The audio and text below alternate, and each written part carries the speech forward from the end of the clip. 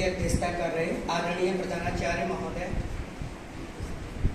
आदरणीय कन्हैया सर, कुमारी कविता मैम, अनिरुद्ध जी, Sanjay ji, Awadhesh sir, Amit ji, Sunita ma'am, Ravi ji, रतन sir और जितने भी हमारे तमाम साथी हैं और छात्र हैं, आप सभी को सर्वप्रथम तो मैं बहुत बहुत धन्यवाद देता हूं और मंगल कामनाएं भी प्रेषित करता हूं आज के दिन कि हम सभी लोग यहाँ इकट्ठे हुए हैं।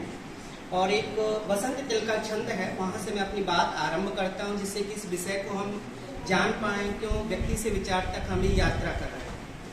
रम्माननं नरवरं पदुमक्षिमन्तं विक्कन्त धम्मवर्यं सुमनाभिरामं शीले हि तुल्यधवलं हिमवन्तराजं वन्दामि भीमपवरं सुवलक्षणं।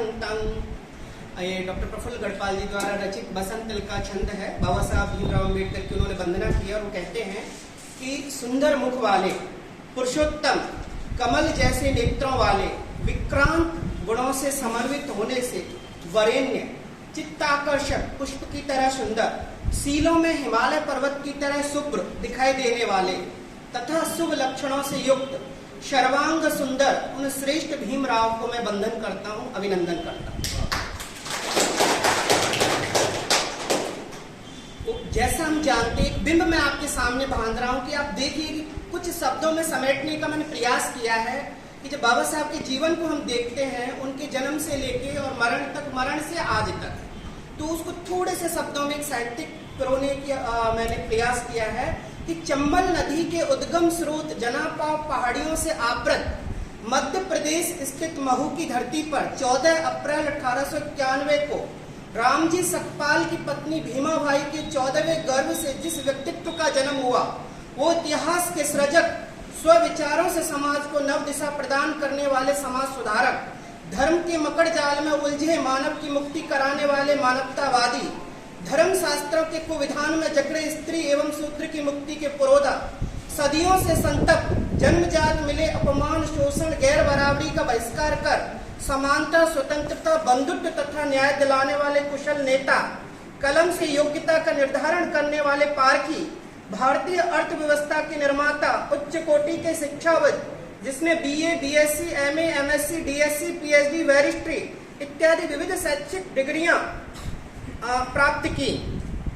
और जब उनकी डिग्रियों की भी अगर हम बात कर लें तो बाबा साहब ने कोलंबिया विश्वविद्यालय अमेरिका से जून 1915 में प्राचीन भारतीय व्यापार, एंशिएंट इंडियन कॉमर्स विषय पर एमए तथा जून 1916 में भारत में राष्ट्रीय मुनाफे का बंटवारा, एक ऐतिहासिक और विवेचनात्मक अध्ययन विषय पर पीएचडी की डिग्री प्राप्त की। उन्होंने सितंबर 1920 में लंदन के ग्रेन से बैरिस्ट्री की डिग्री उत्तीर्ण की। जून 1921 में London school of economics and politics से ब्रिटिश भारत में शाही पूंजी का प्रांतीय विकेंद्रीकरण विषय पर एमएससी तथा मार्च 1930 में रुपए की समस्या, द प्रॉब्लम ऑफ रुपी, इस विषय पर पीएचडी की दूसरी डिग्री प्राप्त की। ऐसे व्यक्तित्व ने इन सारी डिग्रियों को प्राप्त कर शिक्षा को एक वर्ग विशेष की झोली से निकाल के सर्वजन तक पहुंचाया। स्वतंत्र भारत के संविधान निर्माता तथा परंपरावादी देश में आधुनिकता का सूत्रपात करने वाले आधुनिक विद्वान, विज्ञानवादी सोच और चिंतन को समृद्ध करने वाले भारत के प्रथम कानून मंत्री, विश्व विभूति, भारत रत्न बाबा साहेब डॉक्टर भीमराव जी अम्बेडकर के जन्म दिवस और अंतर्राष्ट्रीय ज्ञान दिवस के रूप में जिसे हम सेलिब्रेट करते हैं, पर आप सभी को मैं बहुत बहुत मंगल कामनाएं सर्वप्रथम प्रेषित करता हूँ। और एक श्लोक है, आचार्य सुगत कवि शांति बिच्छू शास्त्री जी ने उनके बारे में लिखा है कि लोके महार शब्दो यो जातिवाचिका आर्द्रता महाराष्ट्र अविदय शब्दो ससिद्धो देशवाचका। कि जब आपका जो विमर्श है साहित्य में आता है तो साहित्य की चमक बहुत दुगनी हो जाती है। इस श्लोक में आप देखिए कि महाराष्ट्र शब्द की वो व्याख्या कर रहे हैं कि एक महाराष्ट्र शब्द में महार शब्द जो जाति के रूप में जाना जाता था, वो देश के वाचक के रूप में जाना जाने लगा अम्बेडकर के बाद।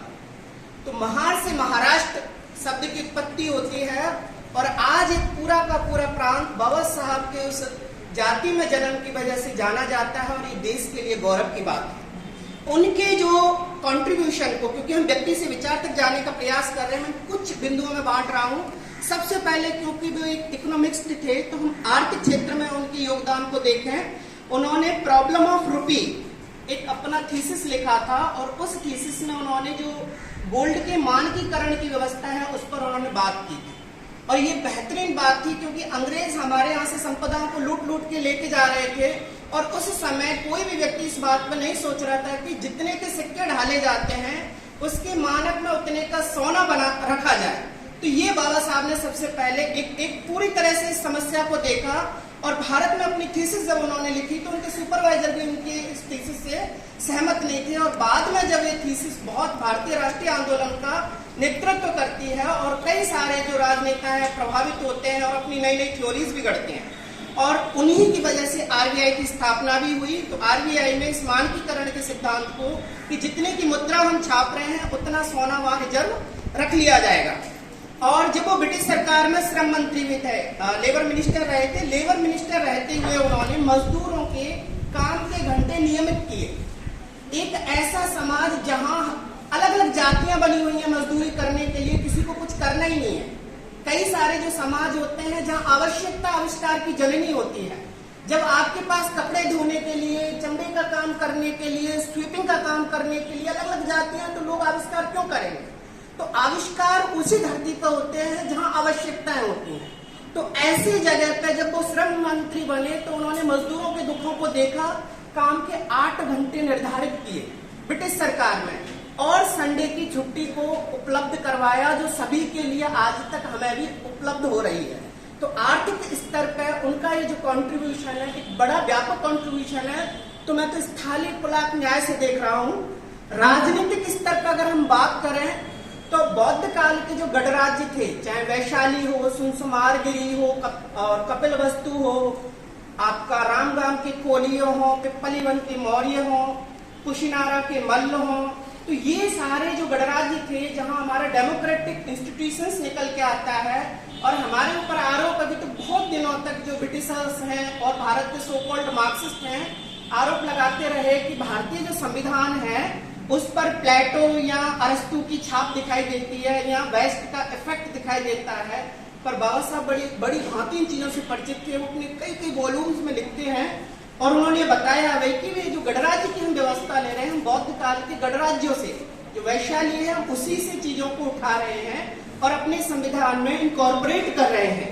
संविधान की रचना, और संविधान की रचना करते वक्त भी आप ये देखिए कि संविधान तो दस्तावेज जीता जाता है, हम सभी उससे नियमित विनियमित होते हैं, और 70-75 साल देश की आजादी के बीत चुके हैं। अब जाके न्यू एजुकेशन पॉलिसी में संविधान को ग्रेजुएशन स्तर पर कंपलसरी किया गया कि सारे बच्चों को एसईसी के तहत, स्पेशल इलेक्टिव कोर्स के तहत बच्चों को वो पेपर अब पढ़ना ही है। तो इतना साल लगा कि जिस दस्तावेज को हमें बचपन से अपनी क्लासेस में पढ़ाना चाहिए था, न्यू एजुकेशन पॉलिसी तक आते आते हमें उसका वेट करना पड़ा है कि अभी सब पढ़ेंगे, चाहे साइंस का स्टूडेंट हो, कॉमर्स का स्टूडेंट हो, आर्ट्स का स्टूडेंट हो, संविधान सभी के लिए कंपलसरी किया गया है। और हम जनतांत्रिक सरकार के तहत, क्योंकि भारतीय आप हम देख ही रहे थे, एक व्यवस्था से निकले दूसरी राजतंत्र आई, राजतंत्र से निकले हम औपनिवेशिक शासन में चले गए, औपनिवेशिक के बाद हम एकदम डेमोक्रेसी में आए, और अभी हम धीरे धीरे शैशवावस्था से प्रौढ़ अवस्था की तरफ जा रहे हैं। और राजनीतिक रूप से हम जब देख रहे हैं तो राजनीति कोई बुरी चीज नहीं है, क्योंकि सारी चीजों का समाधान राजनीति से होता है। हमारे सोने से लेके उठने बैठने जागने तक सब कुछ का निर्धारण राजनीति से होता है। तो वो बहुत बड़ी चीज है। इसीलिए जो संवैधानिक राइट्स आपको मिले हुए हैं, आपको अपने राइट्स के प्रति आगे बढ़ना चाहिए, ना कि बाकी चीजों में। बाबा साहब बार बार कहते थे, और 26 जनवरी 1950 को संविधान जब लागू हुआ था तब उन्होंने एक बहुत सुंदर स्टेटमेंट दिया था कि मैंने राजा रानियों का नसबंदी कर दी है। अब जो राजा है या आपका जो चुना हुआ प्रतिनिधि आपके बीच से निकल के जाएगा, अब राजा का बेटा राजा नहीं बनेगा कभी भी। तो ये जो बड़ा चैलेंज था, एक चेंजेस आया था। अभी तक 70-75 सालों में लोग इस सत्य को एक्सेप्ट नहीं कर पाए कि हम डेमोक्रेटिक वे में रह रहे हैं। अभी तक जो इतिहास का इंटरप्रिटेशन है राजा रानियों से बाहर नहीं आया है। अभी तक हम डेमोक्रेटाइजेशन की ओर गए ही नहीं है। जनता को ध्यान में रखते हुए इतिहास का इंटरप्रिटेशन हमने करने का प्रयास ही नहीं किया। तो विभिन्न आयाम है चीजों को देखने के और समझने के। जब हम स्त्रियों के संदर्भ में बात करें बाबा साहब की, तो मैटरनिटी और चाइल्ड केयर लीव के जो अधिकार हैं बाबा साहब ने दिए थे स्त्रियों को, हिंदू कोड बिल, जिसको आप जानते हैं कि हिंदू कोड बिल पे उन्होंने कानून मंत्री रहते हुए इस्तीफा दे दिया था। तत्कालीन सरकार ने हिंदू कोड बिल को पारित नहीं किया और वो ऐसा दस्तावेज था स्त्रियों को द्विविध अधिकार, जो आज के समय उत्तराधिकार का नियम है कि महिला को पिता की संपत्ति और पति की संपत्ति में हिस्सेदारी, इस बात को लेके उस जमाने के कई सारे बनारस के लोगों ने इतना ज्यादा तांडव किया था कि आखिरकार नेहरू गवर्नमेंट झुकी और उस बिल को वापस लिया। और आज जब 2014-15 तक आते आते वही हिंदू कोड बिल छोटी छोटी धाराओं में पारित होते हुए पूर्णतः लागू किया जा चुका है भारतीय संसद के द्वारा, जिसके तहत महिलाओं को विभिन्न राइट्स प्राप्त हैं। और एक बुक उन्होंने लिखी थी हिंदू नारी का उत्थान और पतन, उसमें बहुत सारी चीजें आप देखेंगे कि एक जो महिला है उसका किस तरह से डेक्लाइन होता है, फिर वो अपने डेक्लाइन से आगे निकल के बढ़ती है। सांस्कृतिक स्तर पर देखें तो हिंदू शास्त्रों की उन्होंने पुनर्व्याख्या की और बौद्ध धर्म का आंदोलन चलाया। बौद्ध धर्म में एक बड़ा ही पवित्र शब्द है धम्मचक्र प्रवर्तना। धम्मचक्र प्रवर्तना बोलते हैं भगवान बुद्ध ने जो पहला प्रवचन सारनाथ में दिया था वो धम्मचक्र प्रवर्तना, मतलब धम्म के चक्र का आरंभ होना। तो बाबा साहब ने जब 1956 में दीक्षा ली बौद्ध धर्म की, तो उसको धम्मचक्र अनुप्रवर्तना बोला जाता है। तो ये बौद्धों में एक पायस शब्द के रूप में लिए जाते हैं, उनसे जुड़ा हुआ है। और भगवान बुद्ध और उनका धम्म एक बहुत सुंदर किताब उन्होंने पाली डिक्शनरी, बुद्ध वंदना, बुद्ध और कार्ल मार्क्स, ये सारे ग्रंथ और लेख उन्होंने लिखे। और सबसे बढ़कर चीज कि बौद्ध धर्म में उनको बोधिसत्व की उपाधि दी गई है। बोधिसत्व उसे बोलते हैं जो बुद्ध बनने की प्रक्रिया में लग जाता है, जो अब आने वाले समय में बुद्ध बनेंगे। जब भी कभी कोई जन्म होगा उनका, उन जन्मों में वो बुद्ध बनने की ओर जाएंगे। एक राष्ट्रवादी के रूप में देखें तो वो बहुत अच्छे ढंग से बोलते थे कि कई हजार जातियों में बटे हुए लोग राष्ट्र का निर्माण कैसे कर सकते हैं। जातियां कभी भी लोगों में प्रेम उत्पन्न होने ही नहीं देंगी, ऊंच और नीच हमेशा बनी रहेगी। जाति की वजह से विद्वेष उत्पन्न होता है। जाति को बिना समाप्त किए राष्ट्र निर्माण के लिए मानवीय मूल्य, स्वतंत्रता, समानता, बंधुत्व होना अत्यावश्यक है। जाति व्यवस्था के रहते इन मूल्यों का स्थापित होना असंभव है। उन्होंने बताया कि संविधान लागू होने के बाद राजनीतिक रूप से समानता तो स्थापित हो गई, लेकिन सामाजिक और आर्थिक विषमता को दूर नहीं किया गया। तो ये जो राजनीतिक समानता है ये केवल दिखावा मात्र बन के रह जाएगी। और एक जो सबसे बड़ी चीज है, तो ये एक मोटा मोटी एक रूप देखने की ओर जब हम जाते हैं तो अलग अलग लोग अब शोध कर रहे हैं और कई सारे डायमेंशन में शोध कर रहे हैं। अभी तक तो ह्यूमैनिटीज के लोगों को देखा था, पर अब जो है सोशल साइंस तक के लोग भी अब रिसर्च उन पर अलग अलग डायमेंशन से करने लगे हैं। और भारत में बुद्ध के बाद अगर देखा जाए तो सबसे ज्यादा मूर्तियां बाबा साहब भीमराव अम्बेडकर की ही लगी हैं। तो ये व्यक्ति की उस महानता को बताता है, द्योतित करता है कि वो व्यक्ति अब व्यक्ति नहीं है, व्यक्ति से विचार तक आ चुका है, जनमानस में वो सबके छा चुका है। अभी कई लोग जो नहीं समझ पा रहे हैं, गलती उनकी है कि वो चीजों को एक्सेप्ट नहीं करते, क्योंकि सत्य को एक्सेप्ट नहीं, सत्य को स्वीकार करना पड़ता है उसी रूप में जैसा वो है। तो कितने दिनों तक सत्य से हम प्रवंचित होते रहेंगे, सत्य को छुपाते रहेंगे। अंबेडकर तो वो सूरज है जो कितने भी बादलों में ढक लो वहां से भी निकल के आता है। अमेरिका की कोलंबिया यूनिवर्सिटी में लिखा है कि हमें गर्व है कि डॉक्टर बी.आर. अम्बेडकर हमारे विश्वविद्यालय का छात्र था जिसने दुनिया के सबसे बड़े लोकतंत्र का संविधान बनाया। ये स्टेटमेंट उन्होंने अपनी यूनिवर्सिटी की लाइब्रेरी में, जो बाबा साहब की आदम का प्रतिमा उन्होंने लगाई कोलंबिया यूनिवर्सिटी में जहां से वो पढ़े थे, वहां उन्होंने लिखा इस सेंटेंस को। हमारे जवाहरलाल नेहरू विश्वविद्यालय की जो लाइब्रेरी का नाम है वो भी डॉक्टर बी.आर. अम्बेडकर लाइब्रेरी किया गया है और उनकी इस तरह का स्टेच्यू लगाया गया है। और विश्व विभूति के रूप में आपको एक मैं झलक दिखा रहा हूं कि London school of economics London, doctor Bhimrao Ramji Ambedkar memorial London, Columbia विश्वविद्यालय न्यूयॉर्क, यूनिवर्सिटी ऑफ मैसाचुसेट्स एट्स अमेरिका, ब्रांडीज विश्वविद्यालय बोस्टन अमेरिका, साइमन ट्रेयर विश्वविद्यालय कनाडा, पार्क विश्वविद्यालय टोरंटो, बोस्टन विश्वविद्यालय सिडनी, मेलबर्न विश्वविद्यालय ऑस्ट्रेलिया, पोएशियन विश्वविद्यालय जापान, अम्बेडकर इंस्टीट्यूट साजुकाजा हंगरी आदि जगहों पर। ये कुछ जगह हैं जहां बाबा साहब के स्टैच्यू यूनिवर्सिटीज में लगाए गए हैं और सभी ने अपनी स्टैच्यू लाइब्रेरीज में लगाई गई ज्यादातर, कि लोग वहां पढ़ने आए तो देखें कि दुनिया में एक व्यक्ति ऐसा पैदा हुआ था, इतना पढ़ा कि उसने ज्ञान का अथाह भंडार था। जिस क्षेत्र में देखो उनकी बराबरी आज तक कोई नहीं कर पाया।